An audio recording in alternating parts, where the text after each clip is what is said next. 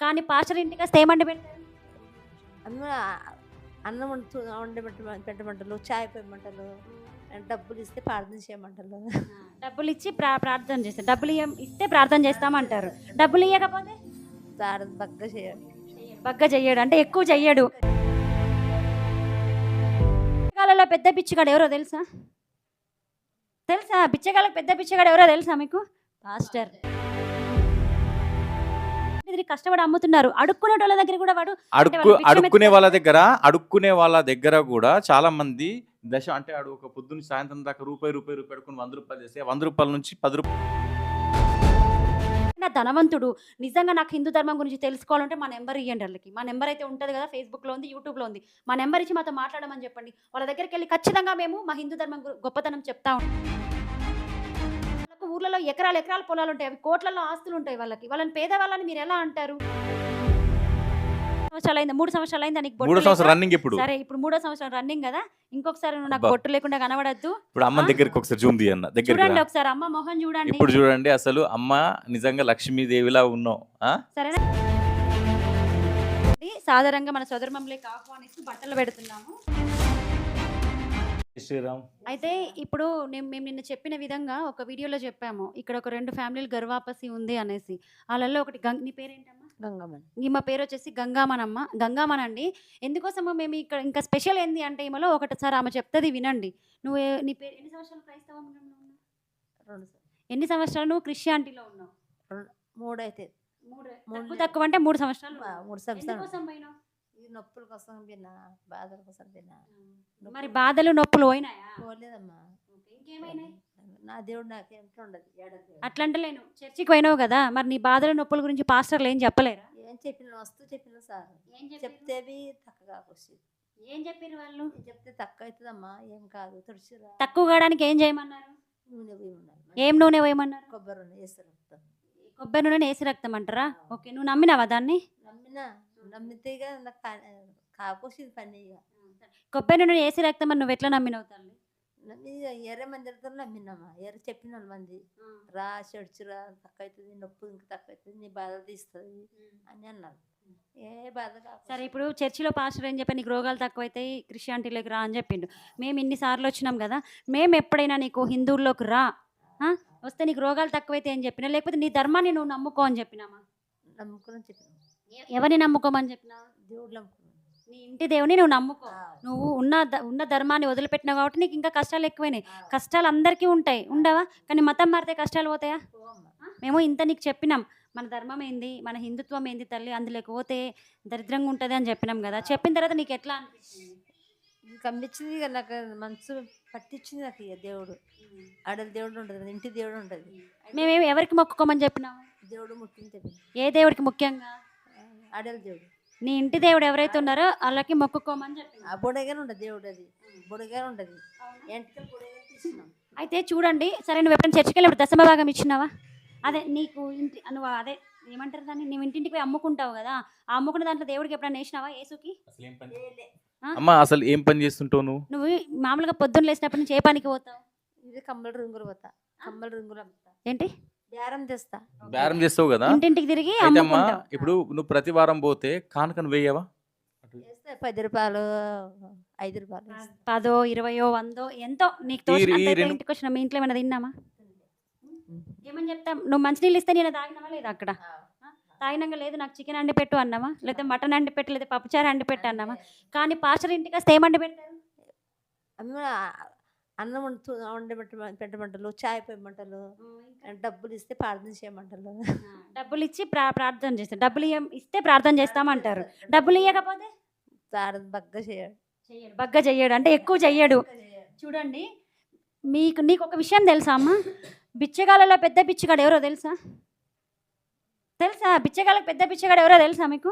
Pastor. పని చేస్తున్నారమ్మా, అడుకోవడం కూడా కాదు. ఇప్పుడు మీరు ఇంటింటి తిరిగి అమ్ముతున్నారు కదా, అట్లా మీ దగ్గరే కాదు దశమ భాగాలు ఇంకోటి మీరు ఇంటింటి తిరిగి కష్టపడి అమ్ముతున్నారు. అడుక్కునే వాళ్ళ దగ్గర కూడా వాడు అడుక్కునే వాళ్ళ దగ్గర కూడా చాలా మంది దశ అంటే ఆడు ఒక పొద్దున్న సాయంత్రం దాకా రూపాయి పెట్టుకుని 100 రూపాయలు చేస్తే 100 రూపాయల నుంచి 10 రూపాయలు తీసి కూడా అడుక్కునేటోళ్ళు కూడా పాస్టర్కి వేసేటోళ్ళు ఉన్నారు. నేను ఇప్పుడు చూసిన నువ్వు అట్లాంటి ఇంటింటి వాళ్ళని. తిరిగి అమ్ముతావు. ఓకే, నువ్వు ఎంతో కష్టపడి పొద్దున్న 9 గంటలకు అట్లా పోయి ఇంటింటి తిరిగి సాయంత్రం రాత్రికి ఇంటికి వస్తే దాంట్లోకి వెళ్ళి కూడా నువ్వేం చేస్తావు? వాడికి 20 రూపాయల, 100 రూపాయల, 50 రూపాయల వాడికి ఇస్తాడు, వాడు తీసుకుంటాడు. అమ్మ మరి నీ దగ్గర ఏం లేవు, నువ్వు ఇంటింటి తిరిగి పాపం అమ్ముకుంటావు, నాకు వద్దు తల్లి అంటాడా అన్నాడు. పాపం భిక్షం ఎత్తుకునే వాళ్ళు పొద్దు నుంచి రోడ్డు మీదనో ఎక్కడెక్కడ మళ్ళీ వాడు భిక్షం ఎత్తుకునేది ఎక్కడ తెలుసా? మా గుళ్ళ దగ్గర ఎత్తుకుంటాడు. భిక్షం ఎత్తుకునేటాడు వాడు క్రిస్టియనే, కానీ ఎక్కడ ఎత్తుకుంటాడు? మన గుళ్ళ దగ్గర ఎత్తుకుంటాడు. మళ్ళా మన హిందువుల దగ్గర డబ్బులు అడుక్కుంటాడు. మరి వాడు పాపం కాదా? ఇప్పుడు ఎవడు పాస్టర్ పాపం పడినట్టు కాదా? విగ్రహారాధికలను ఆరాధించవద్దు అని చెప్తాడు, విగ్రహారాధన చెయ్యొద్దు అంటాడు. మరి విగ్రహారాధికలు డబ్బులు ఇస్తే మాత్రం పనికి వస్తుంది వాడికి, అది పాపం కాదా? బిచ్చగాళ్ళు చెప్తున్నా కదా, బిచ్చగాళ్ళలో పెద్ద బిచ్చగాడు అంటే పాస్టరే, దొంగల్లో పెద్ద దొంగ ఎవడంటే పాస్టరే. దొంగతనం చేసినాడు కూడా తీసుకొని దశక భాగం ఇస్తే వాడు తీసుకుంటాడు. ఎందుకు? ప్రభువా నన్ను క్షమించి అంటే వాడు దొంగతనం పాపం అక్కడే మాయమైపోతుంది. పాస్టర్కి ఇస్తే ఆడి పాపం ఏమైపోతుందట? నయమైపోతుందట. అమ్మ ఇప్పటికైనా కానీ మేము ఏం చెప్తున్నాము అని అంటే మంచి టాబ్లెట్లు వేసుకో, మంచి టాబ్లెట్లు వేసుకో, అంతేగాని నూనెలు రాక్కుంటా లేదంటే తాయెత్తులు ఇస్తారు కదా అవి కట్టుకుంటా అవి అట్లాంటివి మూఢనమ్మకాలు కోకు. మీ కొడుకు మీ కోడలు కూడా నీకు మంచి దగ్గర అయ్యే పరిస్థితి వచ్చింది. ఎందుకనంటే బైబిల్లో ఉంది, ఎవరైతే యేసు నమ్ముకుంటారో ఎవరైతే యేసు నమ్ముతారో వాళ్ళ అత్తకు కోడలకు విరోధం పెట్టవచ్చుతుంది అని చెప్పిండు. విరోధం అంటే ఏంది? ఇద్దరికి మధ్యన తాకులాట పెట్టేందుకు వచ్చినని బైబిల్లో వాక్యం ఉంది. అందుకే నీ కోడలు దూరం ఎందుకుంటున్నారు అంటే నువ్వు ఈ మతం పట్టుకున్నావు కాబట్టి నీకు వాళ్ళు దూరమైన వాళ్ళు నీకు దగ్గర అవుతారు. నీ కొడుకు నీకు దగ్గర కాకపోతే నడుగు, నీ కోడలు నీకు మంచిగా నీకు అత్తమ్మ అని చెప్పి నీకు మళ్ళీ అన్నం పెట్టకపోతాడు. మేము చెప్తాము, ఇప్పుడు మేము కూడా వాళ్ళతో మాట్లాడతాము. వాళ్ళు ఏం చెప్తున్నారు అంటే మా అత్త మేము చెప్తే వినట్లేదమ్మా, అందుకే మేము దూరం పెట్టాము. మన దేవుళ్ళే మంచిది, మన జై శ్రీరామే గొప్ప, మన శివుడే గొప్ప, మన అమ్మవారే గొప్ప, మన గణేశుడు గొప్ప. ఆమె చెప్తే ఇనక చర్చికి పోతుంది కాబట్టి అత్తకి కొడలకు గొడవ అవుతుంది. నేనేమో పూజ చేస్తా, ఆమెమో చర్చికి పోతుంది, నేనేమో బొట్టు పెడతా, ఆమె బొట్టు పెట్టండి వండమంటది. ఇప్పుడు నువ్వు ఉన్నావమ్మా, మీ కొడలేమో బొట్టు పెట్టి వంట చేస్తుంది, నువ్వు అది తినా అంటావు, అప్పుడు కయ్యమే కదా, తిను లేకపోతే పో అంటది. ఎవరైనా ఏమంటారు? తిను లేకపోతే పో అంటది. క్రైస్తవంలో ఉంటే బొట్టు పెట్టింది అదే ఇప్పుడు ఏరే అండుకుంటావు. అదే నువ్వు కలిసి ఉండి ఆ బొట్టు పెట్టింది నువ్వు తింటే, నువ్వు క్రైస్తవురాలిగా ఉన్నప్పుడు బొట్టు పెట్టింది నువ్వు తిన్నావా? దేవుడి ప్రసాదం తిన్నావా?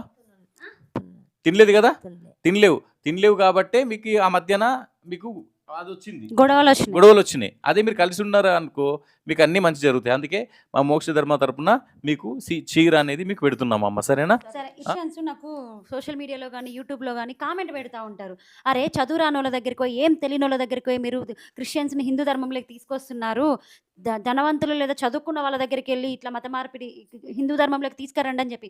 అరే గొర్రె నా కూడా, అందుకేరా మిమ్మల్ని గొర్రెలు అనేది ఉత్తిగానే మా రాధమన్నారు స్వామి గొర్రె అని. అరే గొర్రెలారా ఒక చెప్తాను, ఎవరైనా ధనవంతుడు నిజంగా నాకు హిందూ ధర్మం గురించి తెలుసుకోవాలంటే మా నెంబర్ ఇవ్వండి వాళ్ళకి. మా నెంబర్ అయితే ఉంటుంది కదా, ఫేస్బుక్లో ఉంది, యూట్యూబ్లో ఉంది. మా నెంబర్ ఇచ్చి మాతో మాట్లాడమని చెప్పండి. వాళ్ళ దగ్గరికి వెళ్ళి ఖచ్చితంగా మేము మా హిందూ ధర్మం గొప్పతనం చెప్తా ఉంటాం. ఇంకోటి, మేము చేసే వీడియోలో ప్రతిదీ ఏదో గుడిసెలలో అక్కడే కాదు, కొన్ని ఊర్లలో కూడా చేస్తూ ఉంటాం. వాళ్ళకు ఊర్లలో ఎకరాల పొలాలు ఉంటాయి, అవి కోట్లలో ఆస్తులు ఉంటాయి. వాళ్ళని పేదవాళ్ళని మీరు ఎలా అంటారు చెప్పండి? వాళ్ళకి చాలా ఆస్తులు ఉంటాయి, వాళ్ళు చూడడానికి సింపుల్గా ఉంటారు అంతే. ఇప్పుడు ఉదాహరణకి చెప్తున్నాను, ఇప్పుడే మేము మాట్లాడుకున్నాము ఉత్తమ్ కుమార్ ఎవరు? అన్న అవుతాడు కదా. 2 సంవత్సరాల క్రితం ఎట్లున్నాడు?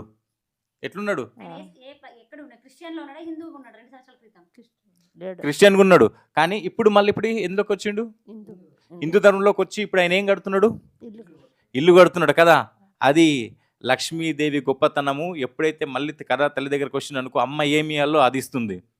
అయితే అమ్మకి ఏంటంటే బొట్టు ఈ మధ్యన 2-3 సంవత్సరాల నుంచి పెట్టుకోవట్లేదు కాబట్టి బొట్టు ఎవరికి ఉండదంటే హిందూ ధర్మంలో ఆడదానికి భర్త పోయిన తర్వాతనే బొట్టు ఉండదు. కాబట్టి ఎప్పుడు క్రిస్టియానిటీలో చూసుకోండి, భర్త ఉండంగానే ఒక ఆడదాన్ని ఒక ముండలాగా చేసి భర్త మొహాన్ని చూపిస్తున్నాడు. ఆ భర్త ఎంత క్షోభ అనుభవిస్తాడు ఒక్కసారి ఆలోచించండి. చాలా మంది మీరు నమ్ముతారో లేదా అండి, మన హిందూ సాంప్రదాయంలో గాజులు లేకుండా భర్తకి అన్నం కూడా వడ్డించారు కొందరు. బొట్టు లేకుంటే లేవగానే బొట్టు లేకుంటే ఫస్ట్ కుంకుమ పెట్టుకున్న తర్వాతనే మనం బయటికి మొహం చూపిస్తాము. అది మన హిందూ. ఒకవేళ ఇన్ కేస్ కొందరు ఆ పరిస్థితులనే స్త్రీలు కూడా ఉంటారు, వాళ్ళని మనం తప్పు పడట్లేదు, ఎందుకంటే వాళ్ళకి దేవుడు రాత అంత రాసింటారు. కానీ మనకు అన్నీ ఉండంగా, భర్త ఉండంగా, అన్నీ ఉండంగా మనకి బొట్టు తీసి మెట్టలు తీసి గాజులు తీసే పరిస్థితి ఎందుకు? నీకు ఒక లక్ష్మిలాగుంటూ నీకు బేరం ఎట్లా కదా మేము చూస్తాం. నువ్వు ఇంటి ముందుకు వెళ్తే అందరు కూడా డోర్ వేసుకుంటారు, ఎందుకు వేసుకుంటారు? అమ్మో బొట్టు లేదు మేము చూడం మొహం అంటారు. అదే నువ్వు కూడా బొట్టు పెట్టుకొని లక్ష్మి చెంపలకి పసుపు పెట్టుకొని ఒక లక్ష్మిలాగెళ్ళు. ఎవరిని ఏమన్నా బేరం చేద్దాం అనుకుంటారు? ఇంకా నిజమమ్మా ఇది. ఇప్పటి నుంచి ఇగో మన మోక్ష ధర్మ తరపున నీకు 2 సంవత్సరాలు అయింది, 3 సంవత్సరాలు అయింది నీకు బొట్టు. 3 సంవత్సరాలు రన్నింగ్. ఇప్పుడు సరే, ఇప్పుడు 3వ సంవత్సరం రన్నింగ్ టర్నింగ్ కదా, ఇంకొకసారి నువ్వు నాకు అబ్బా. బొట్టు లేకుండా కనబడద్దు. ఇప్పుడు అమ్మ దగ్గరికి ఒకసారి జూమ్ తీయన్న దగ్గరికి చూడండి రా. ఒకసారి అమ్మ మొహం చూడండి. ఇప్పుడు చూడండి అసలు అమ్మ నిజంగా లక్ష్మీదేవిలా ఉన్నావు. సరేనా? సరేనా? ఈమెకి మన మోక్ష ధర్మ తరపున అండి సాధారణంగా మన స్వధర్మంలోకి ఆహ్వానిస్తూ బట్టలు పెడుతున్నాము. సరేనా తల్లి? ఇంకొకసారి నువ్వు ఎప్పుడు కూడా క్రిస్టియానిటీలోకి వెళ్ళకు, ఆ కంపులోకి వెళ్ళకు. సరేనా? ఆ గొర్రెలు వచ్చినా కూడా అరే గొర్రె మా హిందూ ధర్మం మాకుంది, మా అడల్లి పోచమ్మ నాకుంది రా గొర్రె అని చెప్పు. వాడు గొర్రె. సరే. సరేనా? సరే. అమ్మదయ్య అమ్మ దయా. అమ్మదయ్య